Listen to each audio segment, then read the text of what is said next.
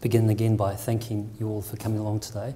It's a real pleasure to be here in Stockholm. It's my first visit to Sweden, and you've turned the weather on, so thank you for that.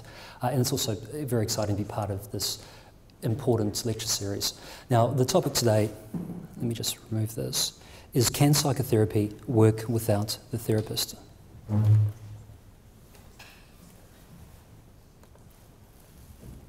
And I might pay to begin with a preface, provide a context for this talk. My team and I are clinical psychologists and psychiatrists, and we're trained to deliver face-to-face psychotherapy. And in terms of our background, we operated a face-to-face outpatient clinic for people with anxiety and depression based at St Vincent's Hospital in Sydney, Australia. Now, similar to the concerns of other clinicians around the world, we had significant concerns about the waiting lists for people seeking treatment for anxiety and depression. And following the example, particularly the Swedish example, we began to build and evaluate internet-delivered psychotherapy to improve patient access to evidence-based care. And our results consistently challenged our assumptions about psychotherapy and have consistently raised the question, do we need a psychotherapist?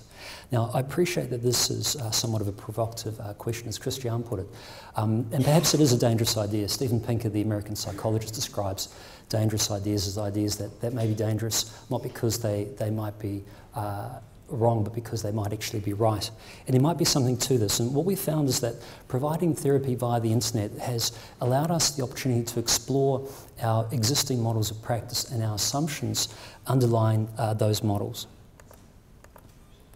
Now, what I'd like to do in today's talk is to examine the question of whether or not we need a psychotherapist by testing 5 assumptions that we made about psychotherapy when we started to treat people via the internet. And I understand that a reasonable proportion of the people here work via the internet and provide services via the internet, and I'll be curious about some of your experiences as well. Okay, what I'd like to do is present the talk in 3 sections. The first section I'm going to move through very quickly because I'm sure you're very familiar with it. That is the prevalence of anxiety and depression, if you like, the service gap that we all experience. And then talk a little bit about internet-delivered psychotherapy and psychotherapy in general. And then I'd like to move on to testing our 5 assumptions, the assumptions or beliefs that we had when we first started working in this field, looking at evidence from clinical trials, culminating, if you like, in an attempt at synthesising that by trying to answer the question, do we need a psychotherapist? So what I might do, I'm sorry, this keeps popping up.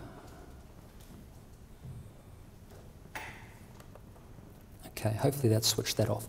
Now, background. With respect to the 12-month prevalence of major depressive disorder, let's look at globally. Great. Okay, what I have here are data from some of the national mental health surveys as part of the World Mental Health Surveys as organised by Ron Kessler and colleagues. And we can see the prevalence rates, 12 months prevalence rates for major depressive disorder in different countries. And they range from a low of about 2.2% per annum in Japan up to about 10.4% in Brazil. But there isn't very much difference in the prevalence rates between developed and developing countries. And we take this to be true. That is about 5.5 to 6% of the world's population meet diagnostic criteria for major depressive disorder. We can expect about 400 million people every year to experience this condition around the world. But of course we know that major depressive disorder isn't necessarily the most prevalent of the conditions. And if we look at the results from the Australian National Mental Health Survey, and this is an epidemiological survey, and it's conducted every 10 years or so, we see that mood disorders, including major depressive disorder, affect about 6% of the population. But anxiety disorders affect more, about 14% of the population. Now, the numbers aren't necessarily important, except to indicate that anxiety and depression are very common conditions. Now, the National Survey also provides information about the number of people who seek treatment. And if we look at the results from the Australian National Survey and asking the question, how many people with anxiety or depression seek treatment, we can see that only about 35% of people who met diagnostic criteria in the previous 12 months reported that they saw a health professional. And the percentages in parentheses correspond to the percentages of females and males, respectively, who sought treatment. If we drill down to The specific types of health professionals that people saw, we can see that only 23% of people saw a general practitioner or a primary care practitioner, whereas only about 15% of people reported that they had sought treatment from a mental health professional such as a psychologist or a psychiatrist. So we know that there's a large number of people who have these conditions. We know that most don't seek treatment, and my understanding is that this is a similar pattern around the world. And this, of course, raises the question, can psychotherapy help? Now, I've just made a collection here of a number of different definitions of psychotherapy, and as you can appreciate, there are as many different definitions of psychotherapy as there are psychotherapists, and that applies across all areas of science, I'm sure. But I've highlighted some of the key parts of each of the definitions, and as you can see, some talk about the exploration of unconscious processes or emotional disturbances. Others are more specific, targeting treatment of mental illnesses or behaviour disorders. Others emphasise the professional relationship or the interpersonal relationship. With respect to our own model of psychotherapy, our work primarily involves the administration of cognitive behavioural therapy to treat anxiety and depression. And as you all well know, I'm sure, the CBT approach combines treatment components of both cognitive therapy and behavioural treatment approaches. But does it work? Well, we know from meta-analyses of meta-analyses that face-to-face CBT psychological therapies are clinically effective for anxiety disorders and depression. We know there are reductions in relevant symptoms. We know also there are reductions, importantly, in disability associated with symptoms, changes in diagnostic status, and importantly, patients tell us that they feel better. But as we all know, there are barriers to psychotherapy. Very briefly, as I'm sure you're all very familiar with those barriers include the direct costs of treatment, even when subsidised. For many people, the cost of treatment is a significant barrier, as well as the indirect costs, having to take time off from other responsibilities or the expense of actually travelling to therapy. Access is a significant issue. I've been living in Australia now for 5 years. I moved over from New Zealand, and it's a lovely country, but it's massive. It's a continent. You can drive for days in one direction and still not get where you want to get to. And it's essentially a continent with 3 time zones. But for many people, about 70% of people live in cities, but 30% live in rural and remote areas, and we have to fly health professionals to those people. And it's quite hard finding health professionals who are prepared to do that, let alone mental health professionals. But even in cities, we've experienced significant problems with waiting lists, anywhere from 3 to 9 months for some conditions. Clinic opening hours, and of course, anonymity, stigma and fear are additional barriers to face-to-face psychotherapy.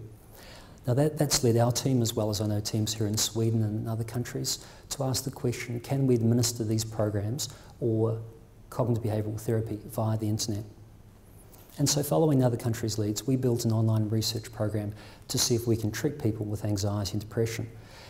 And when we started, our beliefs included, bearing in mind that we're all trained in the face-to-face model, anxiety and depression are complex conditions, and psychotherapy involves administration of evidence-based treatment protocols by highly skilled psychotherapists. And psychotherapy would require considerable therapist time, and face-to-face psychotherapy would actually be necessary for most patients. And in line with those beliefs and those expectations, we began by calling our online programs education programs rather than treatment programs. Now, our beliefs led to a number of predictions, some of which may or may not be familiar. Our first prediction was that face-to-face psychotherapy would be clinically superior to internet-delivered psychotherapy. Secondly, we thought that effective therapy would require considerable contact time between a psychotherapist and a patient. Thirdly, we thought that psychotherapy would only be successful if conducted by highly trained psychotherapists. We also expected patients would prefer to see a face-to-face therapist.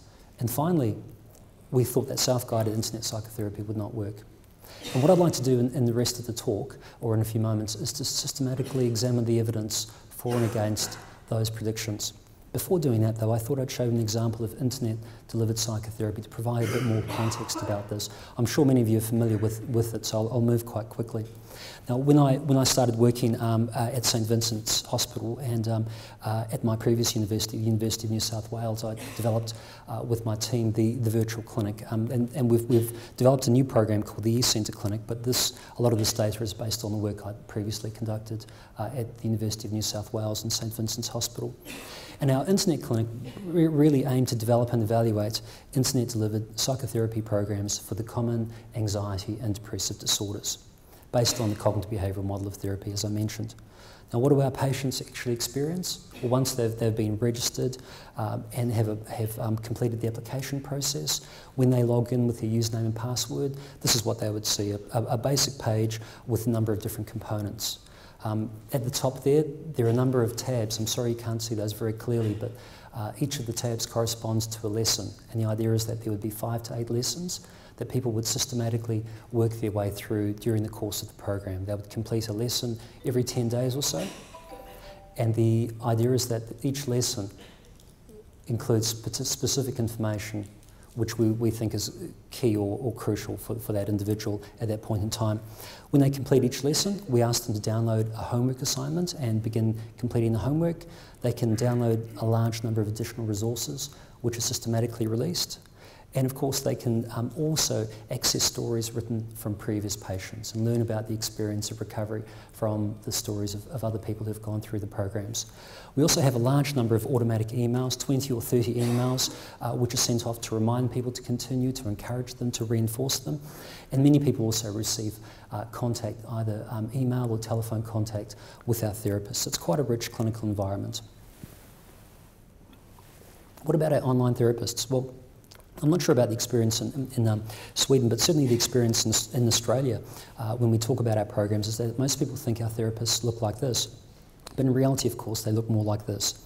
And our online therapists do very much the same job as our face-to-face therapists. They conduct a telephone assessment, administering a structured diagnostic interview, as well as symptom measures. We exclude people who are extremely depressed.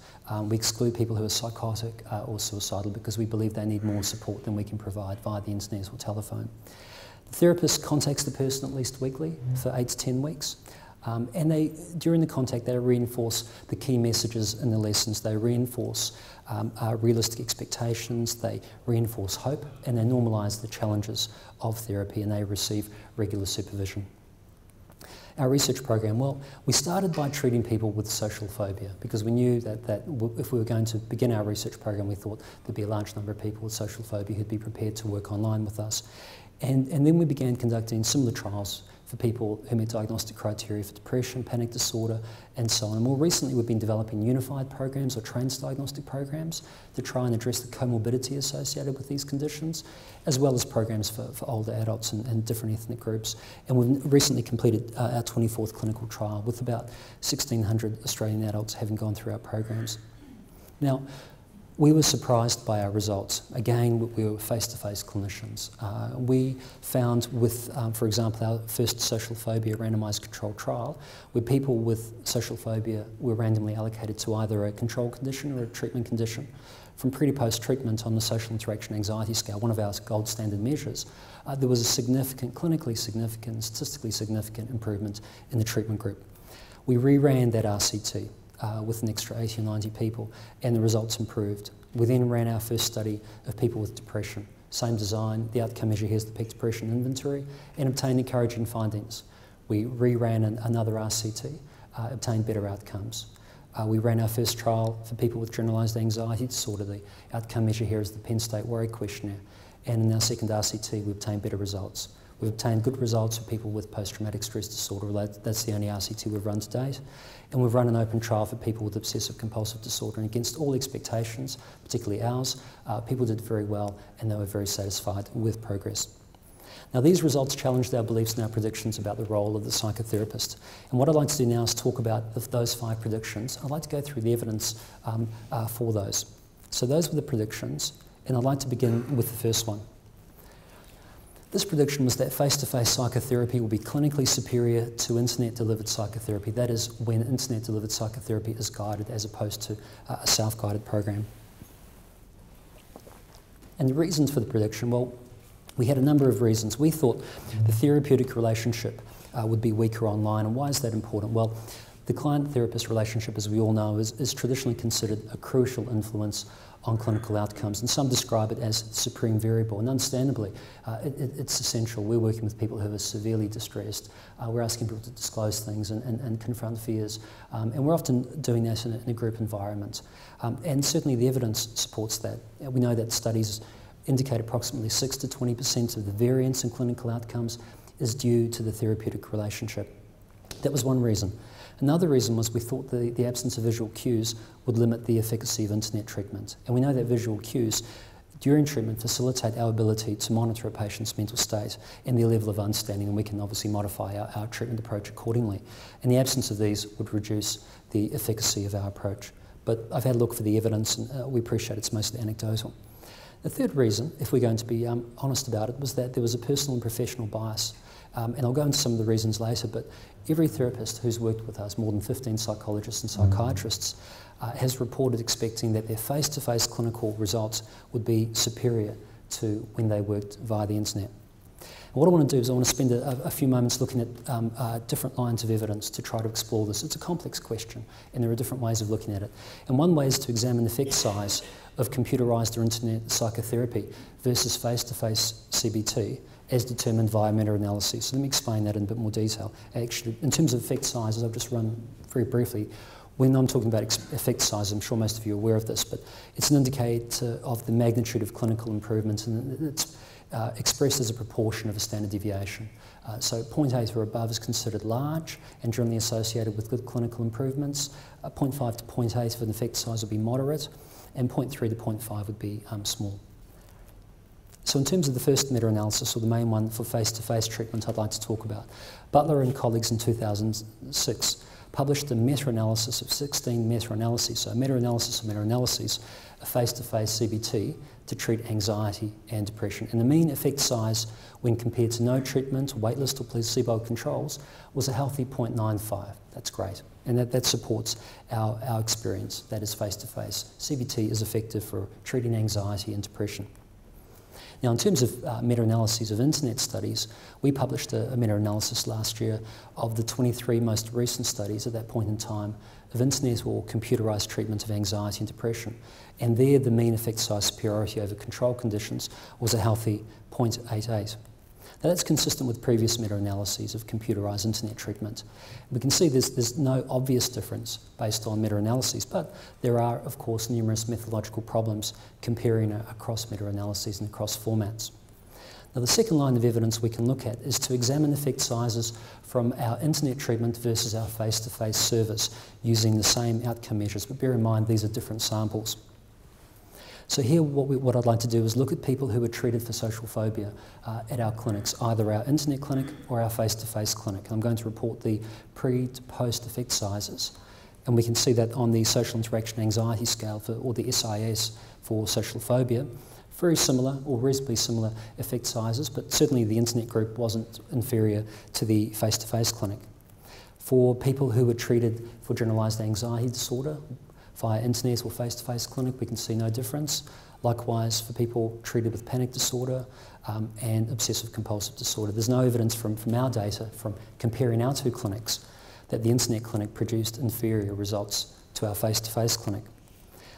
But of course, they're different samples. Now, the third line of evidence is to examine effect sizes from RCTs that have directly randomly allocated patients to either internet treatment or face-to-face. So the same sample divided into two on a random basis. Now again, a couple of studies have been published treating people with social phobia, and this is a paper from our team. We randomly allocated people to either internet or face-to-face CBT, and there was no significant difference. Eric Hedman and colleagues here from Karolinska published a very nice study, very strong research design, and they found no difference between the two conditions either. There are a number of studies in panic disorder. Karopoulos and colleagues from Anxiety Online in Swinburne in Australia found no difference in their treatment trials for people with panic disorder, and Per Kalbring and his colleagues found no difference. And I'm reporting slightly different statistics there. Those are the percentage of people who are free from a diagnosis of panic disorder at post-treatment. So really, again, no evidence that face-to-face treatment's superior, but again, limited number of studies. So what does all of this mean? Well, I think it's probably reasonable to conclude that converging evidence from both, or from meta-analyses, from comparisons between our face-to-face and internet services, and the results from our RCTs that have directly compared internet and face-to-face treatments, that there's no consistent evidence that face-to-face treatment produces superior outcomes to internet therapy when internet therapy is guided. Why? Well, treatment components are the same. Online therapeutic relationship is still there, but it's different. And there's a lot of evidence to indicate it actually may still be quite strong.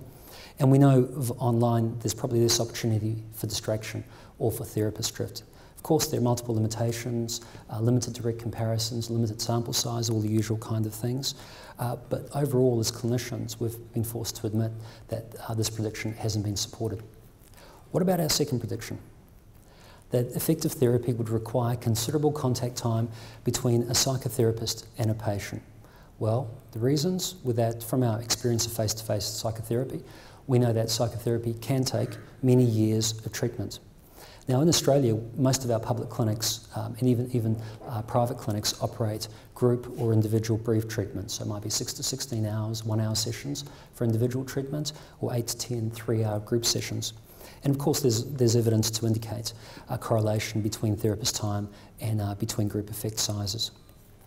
Now, what I'd like to do is I'd like to look at some evidence from trials of internet treatment for depression.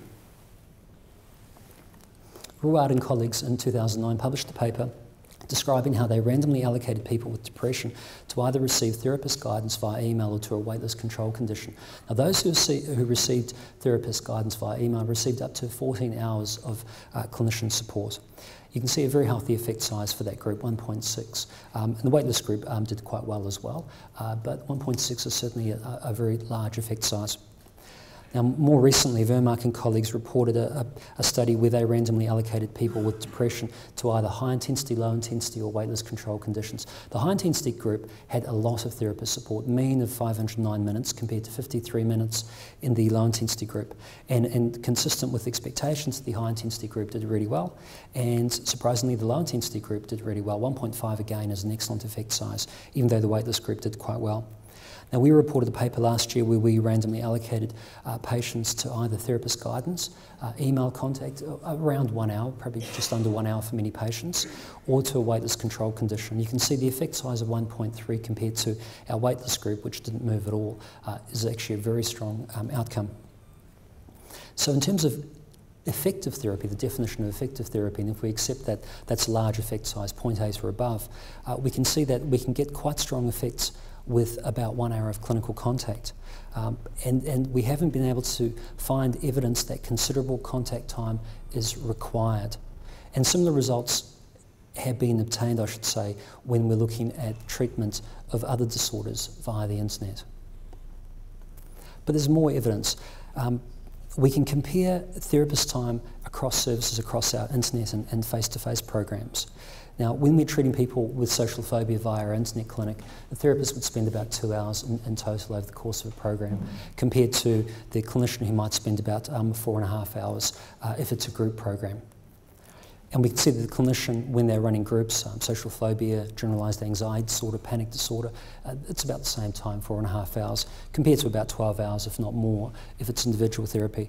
But we found that with our online programs, the therapist is consistently spending only 1 to 2 hours and obtaining quite positive outcomes. So we haven't found any significant difference in therapist time across our internet. Across our internet and face-to-face clinics, even though we've obtained similar clinical outcomes. So in summary, the data indicate that less than 2 hours of therapist time can result in large, reliable and stable clinical improvements. And internet therapy requires only 50 to 90% of or less therapist time than face-to-face. Well, why? Well, CBT is highly structured, the techniques can be operationalised, and much of the teaching component appears to be done automatically when we think that can save a lot of therapist time. Now, limitations, there are a limited number of studies examining the relationship between therapist time and outcomes, and we know that some of our patients online still require considerable time. We've been reporting the mean time rather than standard deviation. But overall, again, that prediction hasn't been supported. So far we weren't doing very well with our predictions. Our third prediction would be that psychotherapy would only be successful if conducted by highly trained psychotherapists. Now the reasons, of course, are that competent therapists are highly skilled and highly qualified mental health professionals, and this usually requires considerable time. There are also some reviews indicating that mental health professionals can produce better outcomes than non-mental health professionals. And we also have to acknowledge a self-serving bias. We as therapists usually have invested enormous amounts of resources into becoming safe and competent therapists. And the idea that someone can come along with a very limited training and provide the support that we provide is anathema to many of us. We've actually more directly tried to answer this question in 4 randomised controlled trials where we've compared clinician versus non-clinician guided psychotherapy. And let me go through these. In our RCT of people with depression, what we did was we randomly allocated people to receive guidance either from a clinician or a coach. Now, the clinician was a qualified or registered clinical psychologist or a psychiatrist, and a coach was either a research assistant or an office manager, and usually they had no formal mental health training or experience. We're usually terrified about participating in our RCTs. Now, both were given scripts and guidelines and supervision. The clinician was allowed to provide therapy, but the coach wasn't. So how did the clinician go? Well, the clinician obtained a within-group effect size on the Beck Depression Inventory of 1.3. 70% of people in his program completed the course. The therapist spent a total of 61 minutes per patient over the entire program, so very efficient. And 90% of people in his course said that they were very or mostly satisfied, so great results. Now, how did our coach go? Well, our coach obtained excellent results. There were no significant differences between how our coach did relative to the clinician on any of those outcome measures. Now, we replicated that design for people with generalised anxiety disorder.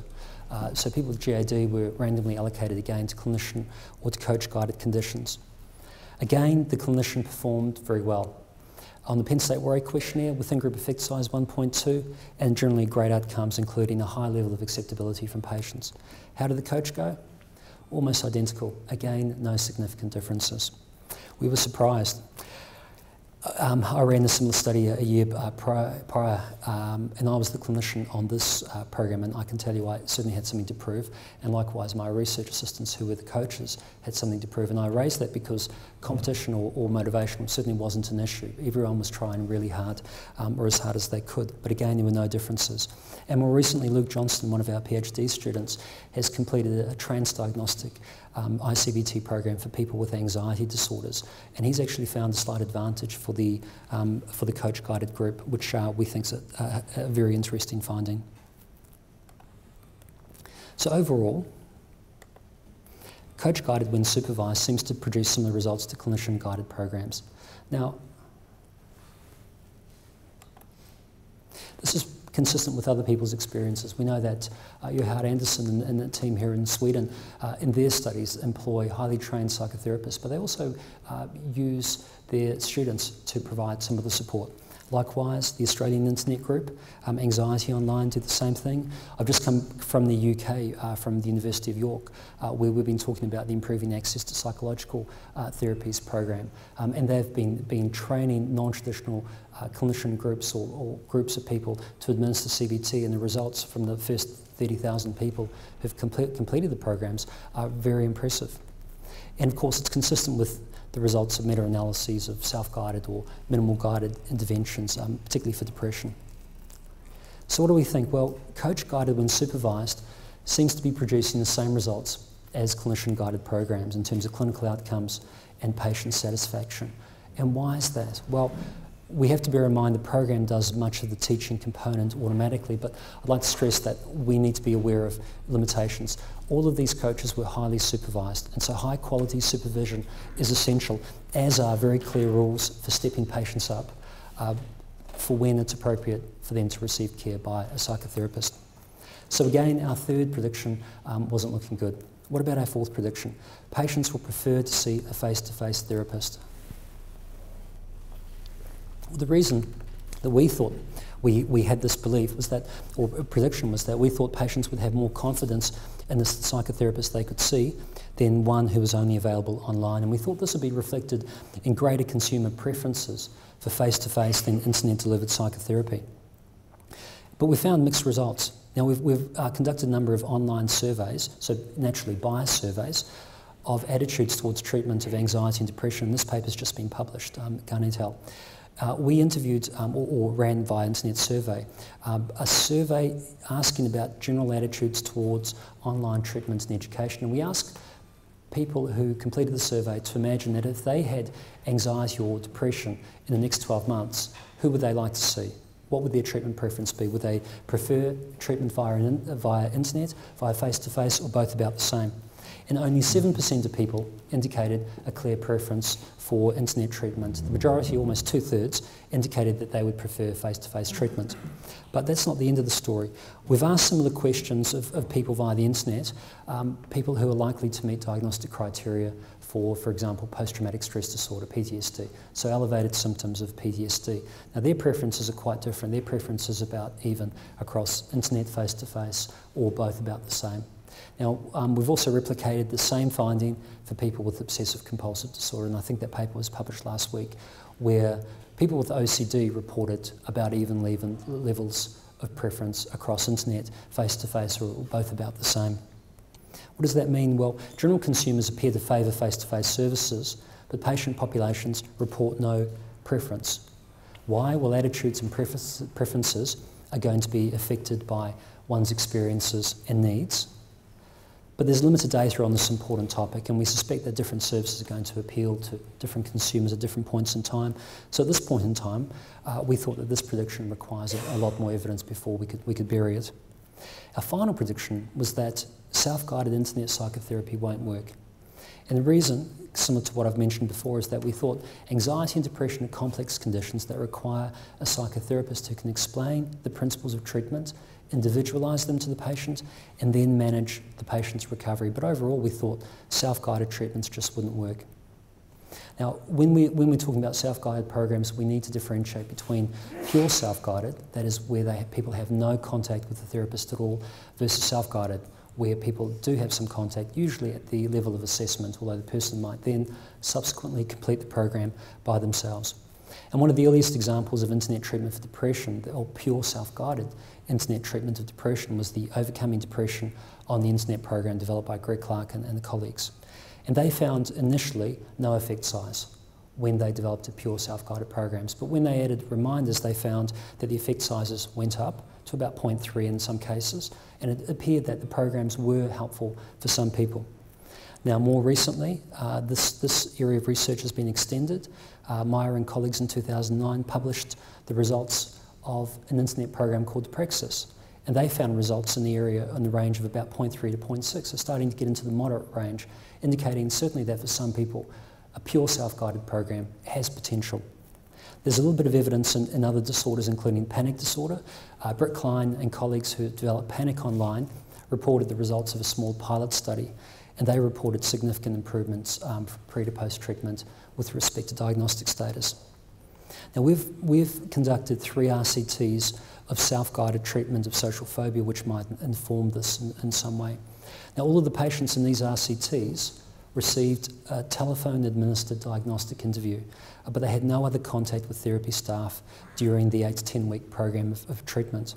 Now, all the RCTs I'm going to report use similar treatment materials, and people were recruited in the same way, and I think that gives us some confidence to compare across studies. Now, this is a study that I showed you a moment ago, and I'm using it as a benchmark, if you like. This is one of these studies of clinician versus coach-guided, the social phobia. But the first study I wanted to talk about was a program or a study where we randomly allocated 98 people with social phobia to receive either clinician-guided, self-guided, or to a waitlist control condition. And the self-guided condition involved no reminders or contact during treatment. These are people who were essentially working independent through the program. Now, the clinician, and I was a clinician, obtained a good effect size, which I was happy to see, and a high level of acceptability. Our self-guided program group didn't do very well, and the waitlist group went backwards.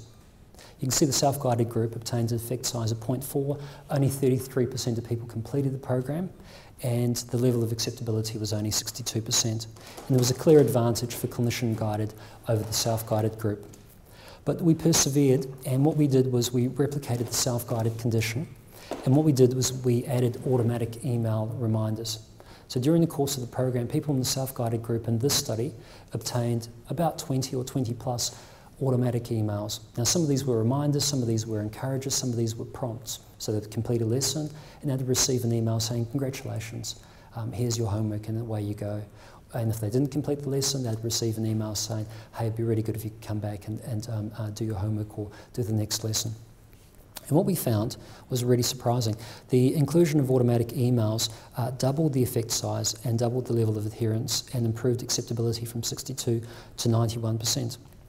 Now, we replicated that recently and we added another component, which I won't talk about.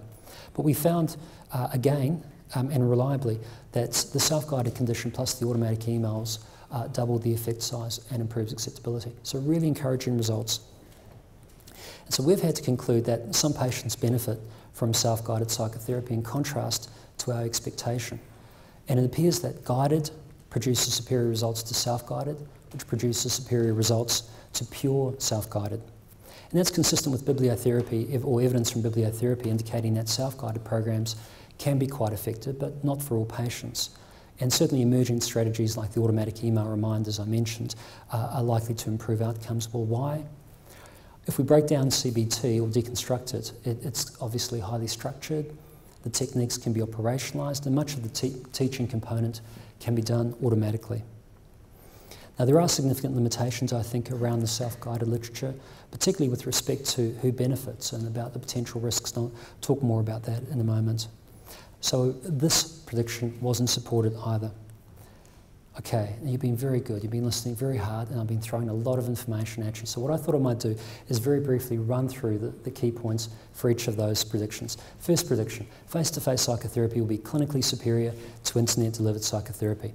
And I suggested that converging evidence from meta-analyses, from our comparisons across our face-to-face and internet, and results of RCTs of internet versus face-to-face treatment failed to indicate any consistent evidence that face-to-face treatment is superior to internet therapy when internet therapy is guided. So we didn't support that prediction. Our second prediction was that effective therapy would require considerable contact time between the psychotherapist and the patient. Instead, the data indicate that less than 2 hours of therapist time can result in large, reliable and stable clinical improvements. Again, wasn't supported. Our third prediction, psychotherapy would only be successful if conducted by highly trained psychotherapists. Summary, coach-guided when supervised, and let's underline when supervised, seems to be able to produce the same results as clinician-guided. Again, prediction not supported. Patients will prefer to see a face-to-face therapist. While the general public appears to have a clear preference for face-to-face services, however, consumers indicate an equal preference. So the jury's still out, and we certainly need more evidence and information about this one. And the final prediction, self-guided internet psychotherapy will not work. Well, the emerging evidence is that self-guided programs can be quite effective, perhaps not for all patients, but it's likely that strategies such as automatic email reminders or implementation intentions, as described by Varley in a lovely paper last year, indicate that self-guided programs are likely to become much more effective over the next few years. So that one wasn't supported. So you can see that I'm not very good at betting, so I'll certainly keep away from any sort of gambling pursuits. And these results challenged our predictions and beliefs about psychotherapy and about the role of psychotherapists. Now, it's important to bear in mind that these results are consistent across different disorders. We've been treating 6 different common mental disorders. And we know that these results and these patterns of results are consistent across research teams and across countries. The results are also independent of comorbidity and severity when we've done secondary analyses looking at what about the impact of severity or comorbid conditions. They don't seem to have any impact. And importantly, the results occur with less than 2 hours of therapist time. And how really can we explain this? And we've been thinking a lot about this. And I'll be very pleased to take advice and get your opinions, because I appreciate just how experienced the Swedish group is. Really raises the question, do we need a psychotherapist? Okay, the way we've tried to explain all of our results is to go back to our models of anxiety and depression and our models of therapy. Now, this is quite simplistic, but please bear with me. We have been conceptualising, or started to conceptualise pathology in a straightforward way. It's a reflection of vulnerability, triggers, and maintaining factors. And, for example, anxiety and depression, the vulnerabilities include familial and genetic loadings, vulnerabilities, learning history and life events, interacting with current stresses, individual characteristics. But the model of psychotherapy, that is cognitive behavioural therapy, it actually challenges and addresses a lot of those components. There is an emphasis on a therapeutic relationship, on a convincing rationale. And the therapist during the course of treatment provides reinforcement, encouragement, provides assessment, and is engaged in crisis intervention as appropriate. The maintaining factors from this simple model, and I appreciate this is a very simple, simplistic way of conceptualising this, is that there are a number of maintaining factors. Lack of knowledge. People don't understand their symptoms, they won't know what to do about them, and that'll maintain the condition. If they suffer deficits in skills, difficulties with problem-solving skills, assertiveness, communication, that'll also maintain the condition. Likewise, certain thinking habits, whether we call them irrational thoughts or negative thinking styles or attributional styles, whether they're engaging in behavioural habits that might be maladaptive, behavioural inhibition, avoidance behaviours, or if they're having difficulty managing their physical symptoms. All of these, of course, as we know, are likely to contribute to maintaining these conditions.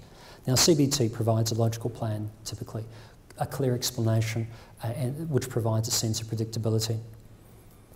The deficits in skills are addressed by teaching skills, and those skills might be assertiveness, communication skills, and the like. Thinking habits are addressed by cognitive therapy. Exposure and activation, behavioural activation, often target the behavioural inhibition and avoidance associated with the behavioural habits. And techniques as simple as breathing or relaxation techniques can help assist people to manage their physical symptoms. So the model has a clear rationale, and the model of cognitive behavioural therapy as an intervention appears logical and seems to match that. So therapy aims to increase adaptive behaviours. Now, there's actually very limited evidence about this. I've talked to Johan Anderson a wee bit about this, and we've been thinking through how this might actually work in the future, but our team has started to explore this in a bit of detail. And we've been asking patients at pre and post treatment to complete questionnaires where we ask them about the number of adaptive behaviours or activities which they're involved in. And those activities might include problem solving, using the diary, actually engaging in activities which are pleasurable, contacting friends, staying socially engaged or re-engaged in things which are healthy. And what we're finding consistently is that from pre to post treatment there's a 25 to 35% increase. At the same time, there's a decrease in the number of symptoms. And that's encouraging because it means we hopefully might be able to move to a point where we can inform patients about the appropriate range of activities and different things they need to be practicing every week in order to, first of all, get well and then stay well. Now, if we have a model of psychopathology that is reasonably simple and predictable and seems logical, and if we have a model of psychotherapy which seems to address all of those, then it's probably pretty possible for us to be able to deconstruct face-to-face therapy and internet therapy in terms of how it addresses each of those components in order to be able to try to explain or develop a heuristic. And again, I appreciate this is very simple, but it's only because we've been conducting treatment over the internet that we're able to step away and start to examine some of these assumptions and models. How face-to-face and internet therapy actually work. So if we look at those components, face-to-face therapy and internet therapy both provide a therapeutic relationship and a convincing rationale. And in their own ways, there's a reinforcement and encouragement. There is the ability to provide a diagnostic assessment and provide crisis intervention as required. And of course, both also address all of the component skills. So on that basis, it's predictable that internet therapy would be as effective as face-to-face therapy. What about self-guided therapy? Well, if we look at the components of self-guided therapy, there is a clear explanation, logical plan, and all the components in terms of treatment, in terms of skill acquisition are there. But in terms of therapeutic relationship, it's probably not as strong. And likewise, in terms of the ability to reinforce or better provide encouragement, particularly when patients are experiencing the natural hurdles which they do during treatment, the ability to provide a strong diagnostic assessment and also make changes to therapy as required based on treatment trajectory, and the ability to engage in crisis intervention isn't going to be as strong. So naturally, or based on this very simple model, we'd expect that self-guided programs probably wouldn't be as effective, and that certainly seems to be the case. So do we need a psychotherapist? Is that the future, or is that the present, or is it more likely to be more of this? Well, we think we do need psychotherapists, but we also have to acknowledge that there is some benefit from pure self-guided programs. There's more benefit from self-guided programs, and even more benefit from coach-guided, that's coach supervised, or when they're supervised, or provided by a clinician. We also have to acknowledge that little is known about the characteristics of those who will benefit from self-guided treatments or pure self-guided treatments, or those who may not.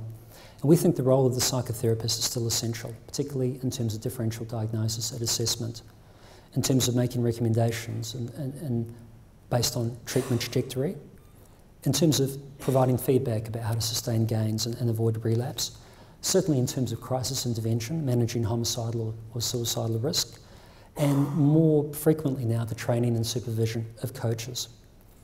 The role is changing. Our psychotherapists are spending more time with more complex cases. I'm curious to find out about the experience here in Sweden. Clearly our psychotherapists are able to work with many more patients than they could in the face-to-face modality. And we're starting to look at treating patients who don't meet diagnostic criteria, that is patients who have subthreshold symptoms, in order to see if we can intervene in symptoms before they become chronic. That raises numerous research questions for us. Who's likely to benefit from different levels of support, and who doesn't benefit, and what happens to them in terms of future service utilisation? Do people who fail self-guided programs come back and seek therapy elsewhere, or is that the end of it for them? Do they feel that they've failed and they've lost a sense of self-efficacy? Now, I'm sure research is going to come out in the next few months to inform these debates. There are significant questions about how we can actually use these so-called low-intensity interventions to not only facilitate recovery, but also to reduce vulnerability and relapse. And there's some very nice work being done in Germany that was reported at the recent ISRIC conference about using transdiagnostic models to support people in terms of relapse prevention. And how, importantly, we can use technology to improve prevention and early intervention services. There's also a lot of work we can do in terms of identifying, as I mentioned before, the specific tasks and activities which we know might predict outcome or will hopefully predict outcome, and then educating patients about thresholds for those. Now, should we be surprised about all of this? Well, there's been many surprises in the history of psychotherapy, and it's actually a very young profession. Aaron T. Beck, the psychiatrist who was also the father of cognitive therapy, began his career by testing psychoanalytic concepts of depression, and he found the results indicated that there wasn't support for that original model. So he developed a cognitive model and became incredibly unpopular for a number of years. Albert Ellis, the founder of rational emotive therapy, another form of cognitive therapy, identified as early as the mid-1950s that letter writing can result in therapeutic improvements for patients. And again, that made him unpopular. We know that manualised therapies, and that was a surprise for us, we know now, but certainly was a surprise a number of years ago, manualised therapies are at least as effective as highly individualised therapies. And more recently, we've been discovering that self-guided bibliotherapy or minimal guided bibliotherapy can work quite effectively for some people. So we suspect there's going to be lots more interesting surprises in psychotherapy. Conclusions. Yes, we still need psychotherapists, but their role is changing. We think it's an exciting time to be a psychotherapist. We think that improvements in technology provide enormous potential for preventative and early interventions. I don't think we've harnessed those to their full capacity yet. Certainly there's greater scope for improving access to evidence-based care before symptoms become severe and entrenched. And I think if we can tackle this problem intelligently and comprehensively, I wouldn't be surprised if we could perhaps change the prevalence of anxiety and depression in the future. Challenges? I appreciate that different countries have different models, but certainly in Australia and in the UK, there are questions about how best to test models of implementation of ICBT-type programs within existing healthcare services. Another challenge is psychotherapists embracing and endorsing the potential of technology like this. And of course, not over-promising the potential of these new types of interventions. Now you can see I'm an acolyte, I'm a believer, I'm also a realist. We know that technology certainly works and is very helpful, but it's not appropriate for everybody. It's not going to save everybody. But certainly in Australia, where we know that 20% of the adult population suffer anxiety, depression and substance use disorders, and we know that fewer than 40% of those people seek treatment, and fewer than 50% of those receive evidence-based treatment, we certainly believe we can do a lot better. So I'd like to acknowledge, in closing, the research team I work with. They're a wonderful group of very supportive and talented clinicians and researchers. And from my city, Sydney, which is, like Stockholm, a beautiful city surrounded by beautiful water, I'd like to thank you all for your time. Thank you.